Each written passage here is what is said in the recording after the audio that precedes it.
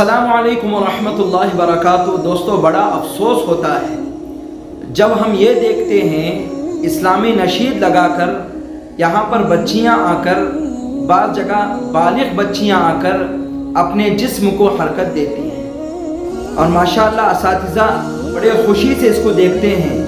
دیکھیں، ایسے جلسوں کا اور ایسی تقریبات کا اسلام سے کوئی تعلق نہیں ہے، یہ شیطانی حربے ہیں۔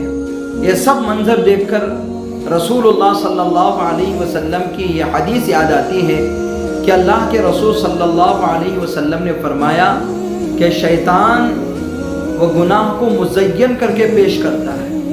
یہی صورتحال ہے جو ہم بعض جلسے میں دیکھ رہے ہیں اور بعض پروگرام میں ہم دیکھ رہے ہیں۔ چونکہ آگے 15 اگست آنے والا ہے، میں سارے ماں باپ سے درخواست کرتا ہوں کہ چاہے وہ پروگرام اسکول کا ہو، چاہے مکتب کا ہو، چاہے مدرسے کا ہو، اپنی بچیوں کو وہاں ناچنے کی اجازت نہ دیں۔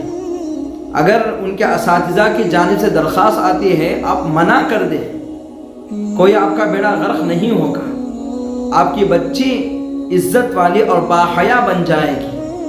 ورنہ ہم روز مرہ دیکھ رہے ہیں، پروگراموں میں ہم دیکھتے ہیں، 15 اگست کے جلسوں میں ہم دیکھتے ہیں، تقریبات میں ہم دیکھتے ہیں، ہماری مسلمان بچیاں اپنا حلیہ بدل کر ناچتی اور گاتی ہوئی نظر آ رہی ہے۔ شاید آپ کو میری بات غلط نظر آ رہی ہو، لیکن اصل صورتحال یہی ہے۔